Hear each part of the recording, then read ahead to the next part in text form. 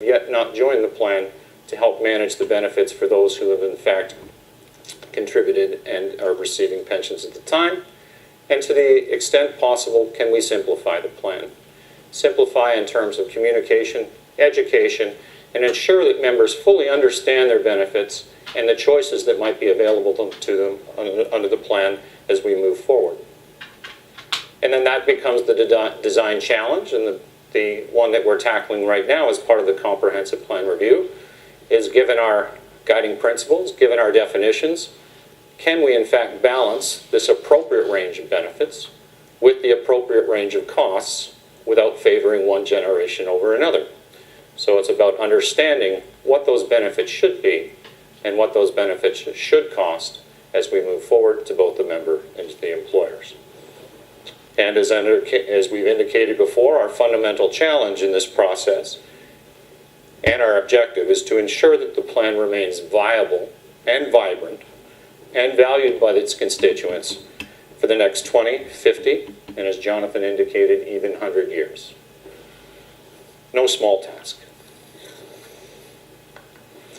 The second step in the review was to pick up Jonathan's discussion and determine an appropriate discount rate for, and I stress, design and modeling purposes, rather than the 3-year evaluation purposes that we're undertaking here. Now, as defined, a discount rate is the plan's anticipated long-term rate of return, less a margin for adverse deviation or adverse events. Practically, it's a measure of how much risk and obligation a plan is willing to push into the future. That is, onto future members, future generations. So working with pension experts within the AC and outside of the organization, it was determined that our normal discount rate, or our nominal discount rate, for design and modeling purpose should drop slowly but steadily from 6% today to 5.75 in 2025 as per the discount rate policy, and then ultimately to 4.8% by 2050. This controlled reduction will help to reduce funding risk and without disadvantaging one generation over another. The difficulty, as we know, is that when you reduce a discount rate, you automatically increase both your plan liabilities and the normal cost of the plan, that is the cost of the benefits earned.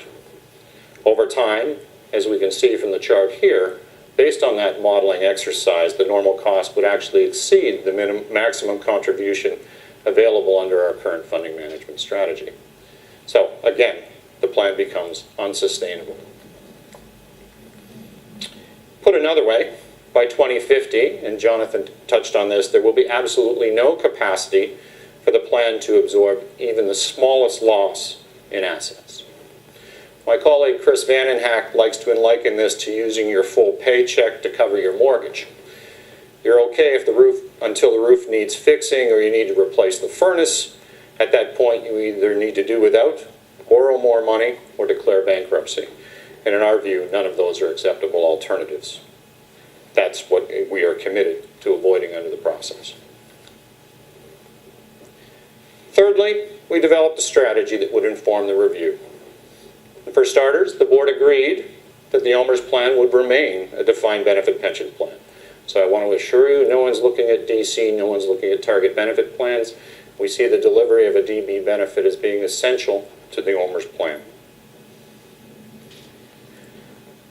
We determined, too, that the plan should provide the security of some very key core benefits, including things like a set pension formula and reasonable survivor benefits.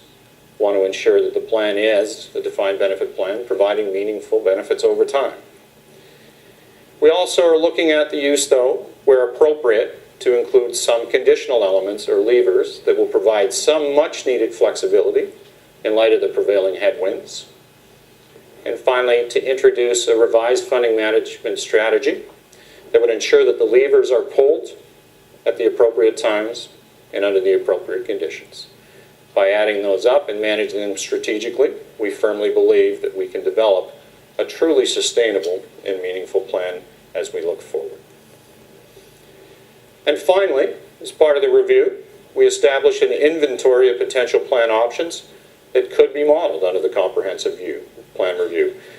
Everything from current accrual rates and the introduction of conditional indexing to mandatory participation for non-full-time employees and the option for paramedics to negotiate NRA 60 provisions. Basically, we cast the net as wide as we possibly could, and now we've been working with to understand the financial implications of each of those individual options, both individually and in combination, and to narrow things down as we move into May and June, which is when we will consider what options, if any, will be put before the board for vote and potential adoption.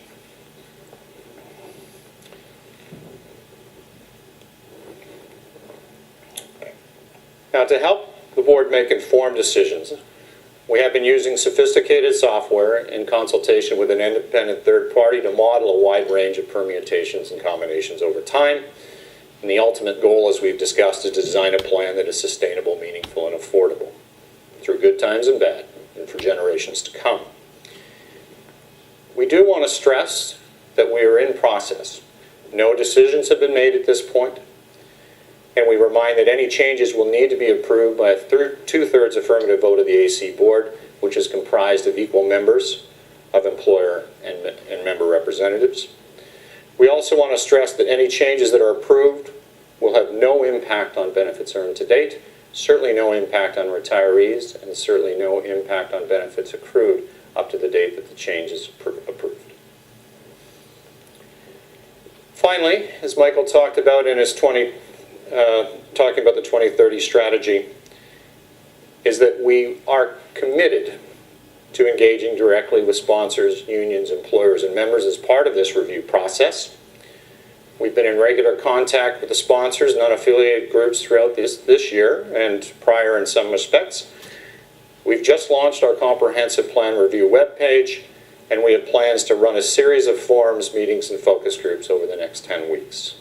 We certainly look forward to your input as we move through that process. So, it's an exciting time at OMERS. It's certainly a pivotal one. As the plan's health continues to improve, we have a wonderful opportunity, and as Marianne indicated earlier, obligation to move our focus from recovery to sustainability. The famous words of JFK, "The time to fix the roof is when the sun is shining." And that's precisely what we're doing. It's about honoring our past, managing our present, and more importantly, preparing for a very successful future. So with that, I'd like to hand it over to George, who will handle questions and answers.